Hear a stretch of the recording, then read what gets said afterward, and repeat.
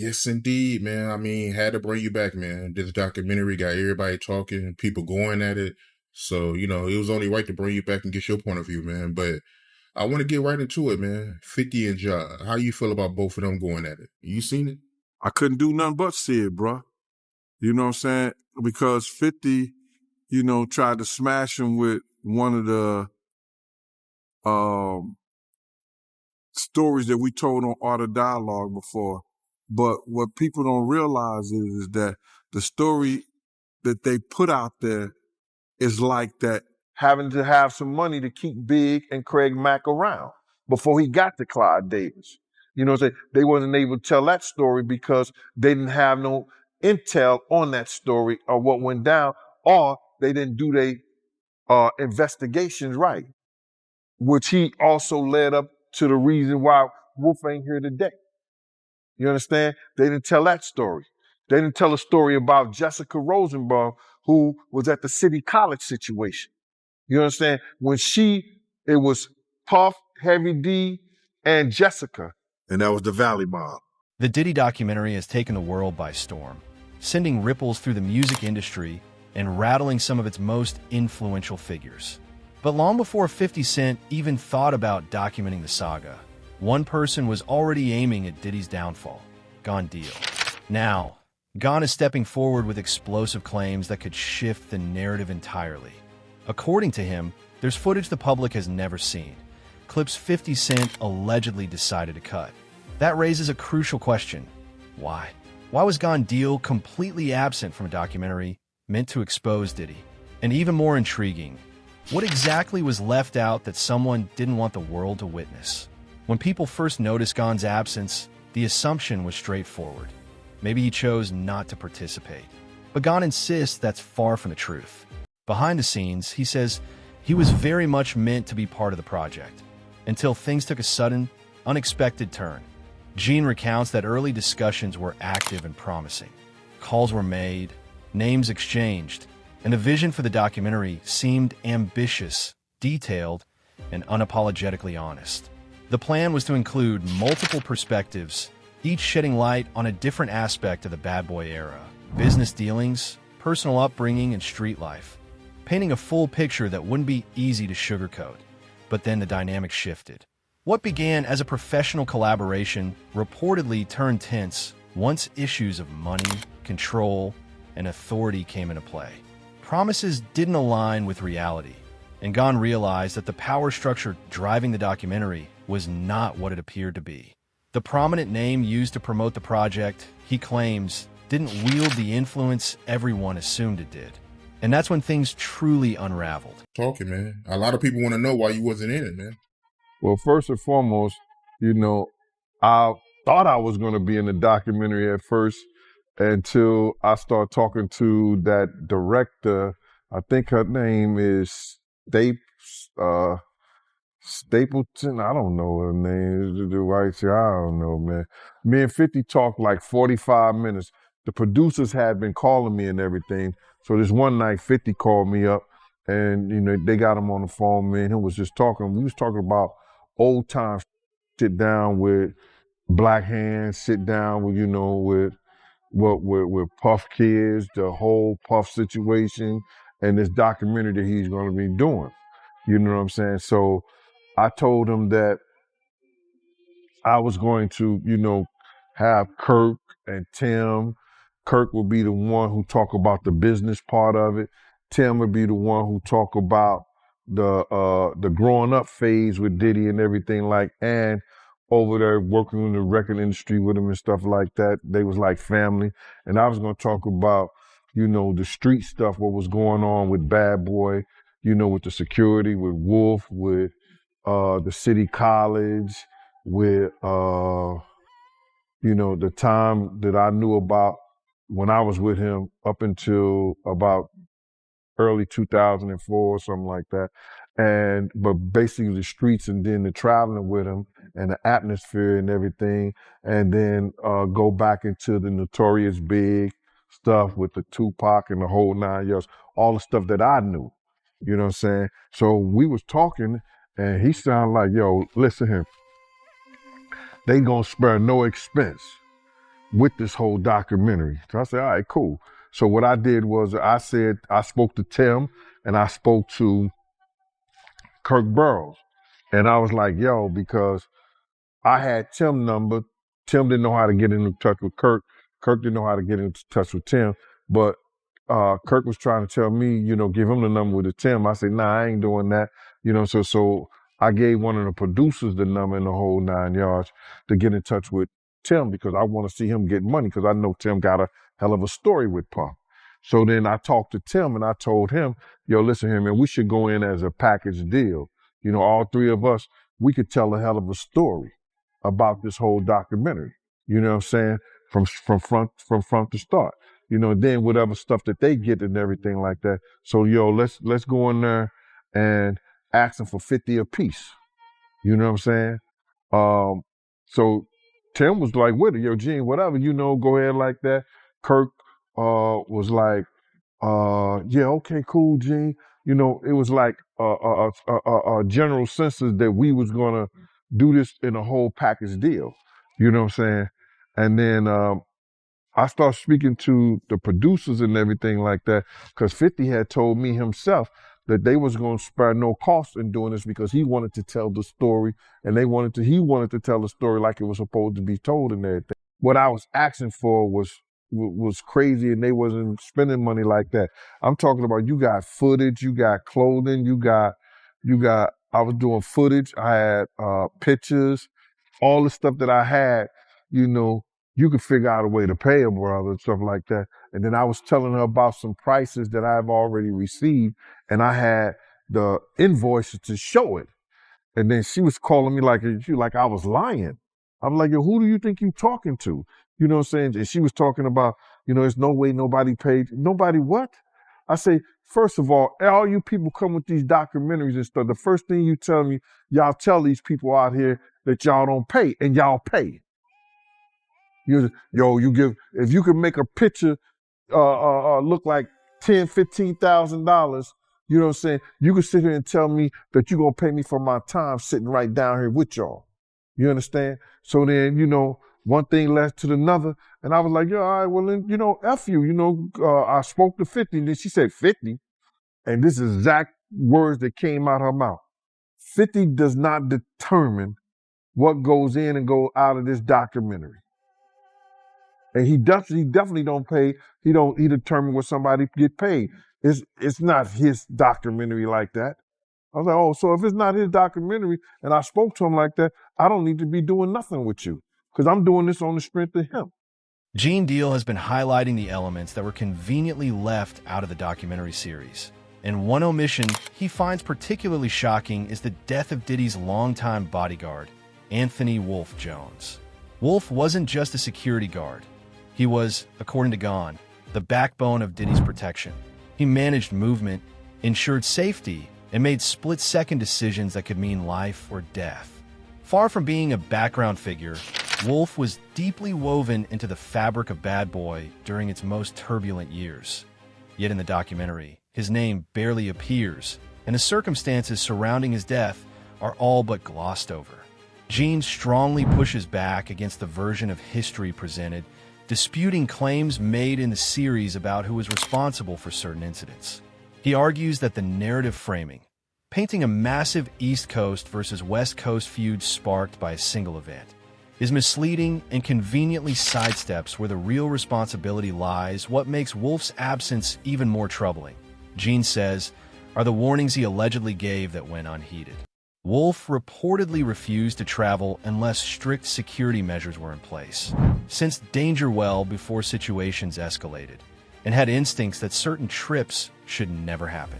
He consistently prioritized safety over appearances, ultimately paying the highest price for staying close to the action that if someone as pivotal as Wolf can be minimized or nearly erased. From the record, Gene asks, what other truths were softened, skipped, or deliberately omitted to protect certain narratives?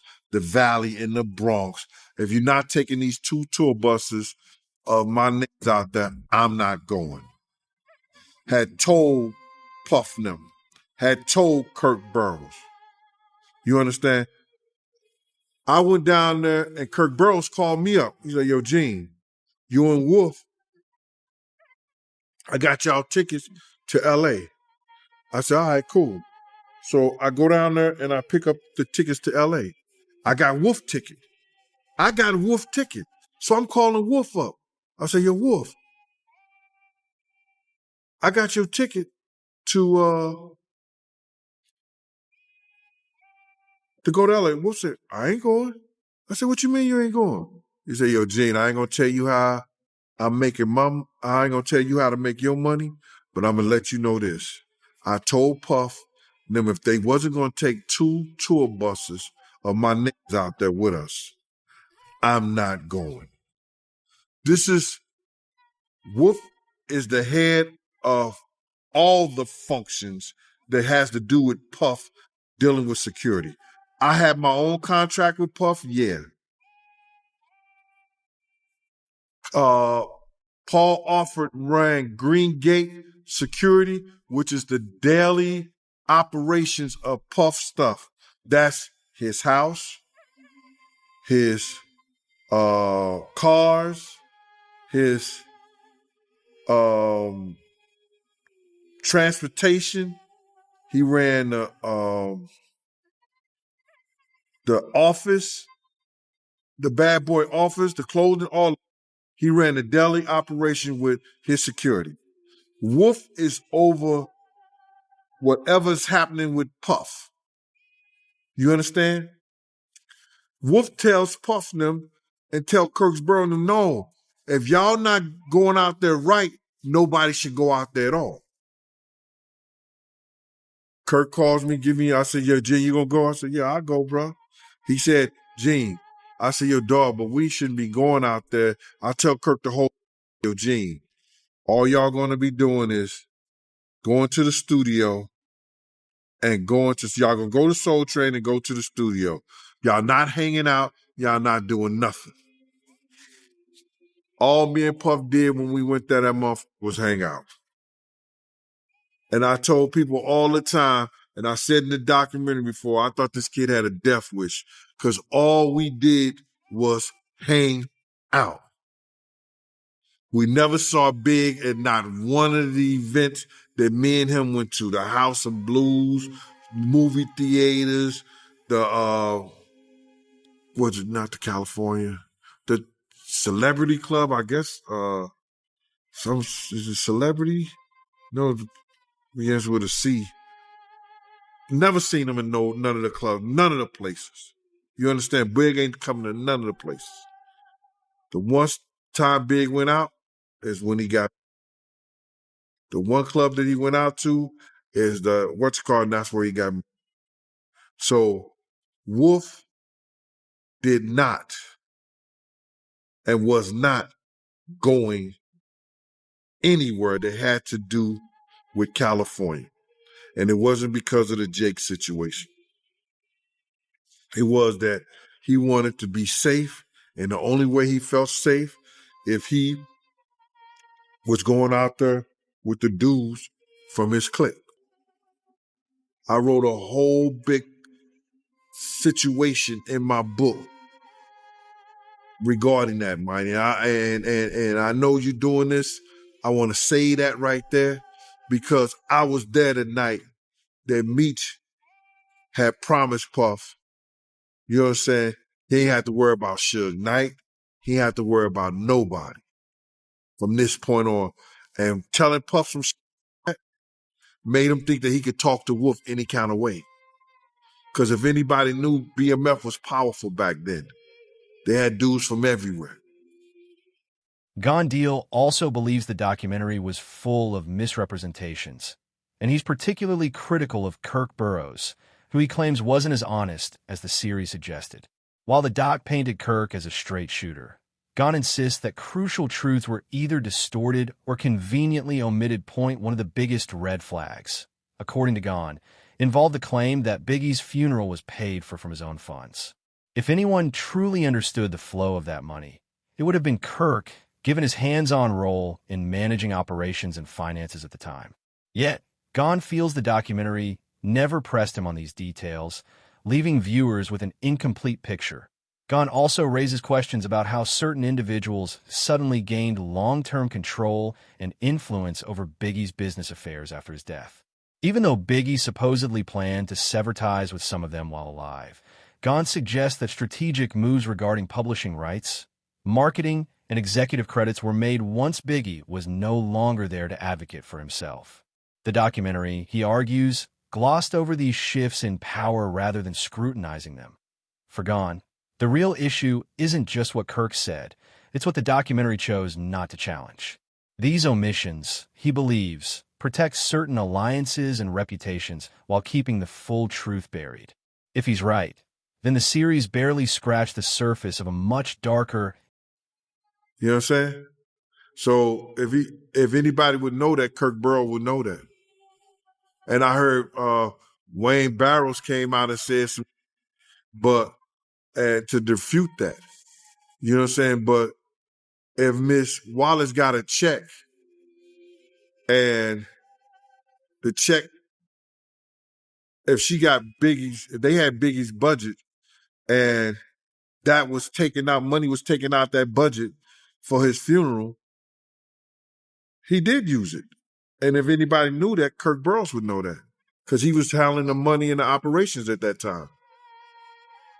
Wayne Barrows was one of the dudes, him and Mark Pitts, that actually was managing Big's affairs. You understand? They was his manager.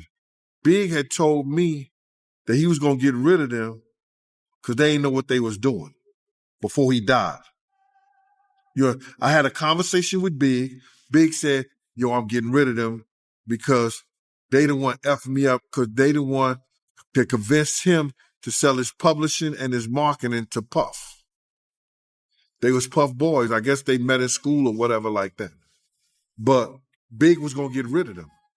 But because he died and his mother didn't know the business, she kept him around for years. If you look at anything that happened with the Notorious Biggs and his camp, you see Wayne Barrows on there as executive producer. And he was just a manager of some of Big affairs. He was executive producers of damn near everything that went on that had to do with. If Miss Wallace was the executive producer, he was the executive producer too. Big is dead. If the estate is anything, it's CJ, Tatiana, and Faith. That's the estate. But he's saying there's some other kind of thing that he's suing them for. So Wayne Barrows is the dude that call it any way you want to, that's been Sherwood Forest, and he got big them in Sherwood Forest. I'm gonna put it that way. He got his estate in Sherwood Forest. Crazy, man. But yeah, Kirk Burrows, he spoke a lot in this documentary, man. He was letting everything go. He also said that, Diddy, he did take the Rolling Stone cover from Big after Big died. Bruh, you have to look at his sociopath, his narcissism, and see that it shows you he really didn't care about Big like he did. What Kirk didn't tell the truth about that whole thing is that even when we was in California, Kirk tried to act like that he didn't know that Puff told him that Big wasn't going to London. I know what the question you asked, but I got to get this out, bro, is that on Thursday, me and Puff was in a limousine. Kirk Burrows was getting Puff the itinerary of what Big and what's his respect, and told him that we was leaving Saturday, this, that, and the third, the whole 9 yards. On Thursday, Puff told Kirk Burrows, Big ain't going nowhere. He told him that Thursday, Big was not going nowhere. He said, I don't care what you do, you could go do whatever you want to do, but Big ain't going nowhere. Kirk Burrows was telling him how he had set up this whole The release of Sean Combs' The Reckoning, the Netflix docu-series executive produced by 50 Cent, has once again sent shockwaves through the hip-hop world. What began as a deep dive into Diddy's controversies quickly reignited old rivalries, putting 50 Cent squarely back in the center of industry drama. While Jay-Z has remained publicly silent, fans speculate that the ripple effects of the documentary have reignited tensions among some of the biggest names in the game, reopening wounds that were never fully healed. Almost immediately, rumors began circulating about Jay-Z, Ja Rule, and others potentially coordinating a response to 50 Cent's suspicion intensified when fans noticed Ja Rule interacting online with someone linked to 50's past, sparking chatter of behind-the-scenes alliances. Some even suggested that Roc Nation and Ja Rule were strategically planning a comeback move to retaliate against 50 for stirring the pot. As expected, 50 Cent seemed unfazed.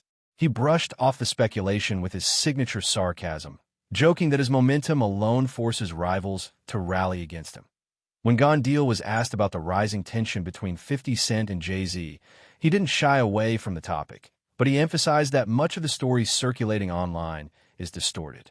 According to Gon, one of the biggest issues is how old events are being selectively clipped, reposted, and twisted to fit whatever narrative is trending at the moment. Gon stresses that key context has been consistently left out, particularly regarding who was actually present during pivotal moments that later became rumor fodder. In his view, the version of events being repeated today is incomplete, ignoring the real dynamics and behind-the-scenes actions that shaped what actually happened. Stories that we told on Art of Dialogue before, but what people don't realize is that the story that they put out there is like that there was no girls in the room. I told the story and I said that there was girls in the room. I just want to get that out there straight before I tell you how it all went about and what really happened. There was Sarah Chapman and her girlfriend. They flew with us from Atlanta. But let me just start the story like this. Check it out. Me and Puff went to this exotic bookstore, brother. You know what I'm saying? This is the first time I ever went to an exotic bookstore, with Puff. I didn't know he even did that. But we was in Atlanta. So when we went to the door, they gave him a brown paper bag. So I guess this is a place that he was used to and people knew him there. So when they gave him a brown paper bag, Puff was just going around the store, just picking items off the shelves and stuff like that, putting them in the brown paper bag. So then, I was behind him and no Diddy, but I was about 3 feet behind him, you know what I'm saying, as he was putting stuff and putting it in his bag and stuff like that. So there's one particular place that he was put up there, he had to reach up kind of high and get it. So he just started pulling things out. And he was pulling a lot of them off there. So I was like, so I looked up and the thing said butt plugs. When he walking down the thing, said butt plugs. I said, hey, yo, just to mess with him. I said, hey, yo, what are you getting these for? And he said, can I do my shopping by myself? I said, yes, you can. And I waited up at the register for him, because they had the big counter up there. So when he came to the counter, I said, yo, I'm finna see what this one this mofo is putting in his bag. Cause I know he gonna have to take everything and put it on the counter so the dude could count it, right? My man, when he came there, he gave the dude a wad of hundreds like this. You know what I'm saying? He gave him a wad of hundreds and just put it up there. The dude ain't even, you know what I'm saying? He ain't even want to know what was in the bag. I was like, yo, wow. So then we was catching a G4 jet. We had to go to the Astra because we was catching a G4 jet and we was going to North Carolina to do this show. So somehow he had Ja Rule to go with us, you know what I'm saying? And him and Ja was talking. And this whole time him and Ja is talking, he talking about Ja going at Jigga.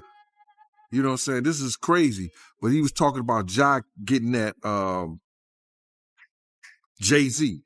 And he was talking bad and talking crazy about Jay-Z and how Ja was talking about if it wasn't for him, that Jay wouldn't be the artist he was. He got him started. You know, he wrote certain things and stuff like that to put him out there because, you know, back in the day, nobody was even effing with Jay like that. So, but Puff was trying to, he was adamant about Ja going at Jay. You understand? So we get to the hotel. We're in the presidential suite and all this stuff like that. So Ja and him is, you know, chilling and everything with Jay, eating everything, shit like that. So then they all went to the room. It was like him, Ja, Sarah, and her girlfriend. They went to the room. I don't know what they were doing in there. I didn't give a. It wasn't no wrestling thing like that because he couldn't handle it at the time. He could front and tell his friends because he didn't hit me up on Instagram. He could tell his friends all he want to. But that if Puff and Ja tell you the story, that nigga was upside the piano. You understand? So now, Ja and Puff run out. They butt the neck and they was grabbing towels. You understand? They was grabbing towels. And then Puff was like, yo, Gene, what's going on? Ja was like, yo, he said, that's my cousin. I was like, yo, bruh. He tried to get in the room and I wasn't letting him get in the room, bruh. And then Puff looked at Ja like this, you know, what that looked like, he said. And then Ja said, you don't want to be up in that room because there was a whole lot of freaking going on. So I started laughing, dude left. They went back in the room and that was it. You know what I'm saying? So now the story grew as if Ja was in there and him and Diddy was doing, you know, something. And like I said that they were doing something. I don't know what the F they were doing, bruh. The only reason I know was some freaky things going up in there that Ja really didn't even understand because he said, yo, you ain't want to be up in there because there's a whole lot of freaky on. So I was like, I wouldn't have known nothing. I wouldn't even cared. And I don't care today. But you know how the internet is. They cut and paste what they want to paste, and they put what they want to put to make it seem like I was saying this dude and Puff was in there, you know, alone, and they wasn't. You understand? And that was them. You know, they did their thing, you know, up in there with the honeys in there. I guess. I can only guess. So, listen, bro, I've said this 1,000 times. It was Sarah Chapman and her girlfriend. Now, Sarah Chapman, you know, if people don't know who she is, now she's one of Puff baby mamas. But prior to her being one of Puff baby mama, this is the same girl that was dating Puff best friend, Corey Jacobs, and she was dating Tupac. You understand? So now she, like I told you before, she was the one that Puff betted in the office. He said, yo, I bet you I could get her from Gary Payton. You understand? And I didn't know she dated Gary Payton, but this is what Puff is saying. And it was a $500 bet that he said he'd get it in 2 weeks. We was out in Chicago, me, him, and Sarah. We was at some kind of function that Puff had to do a in-store and like a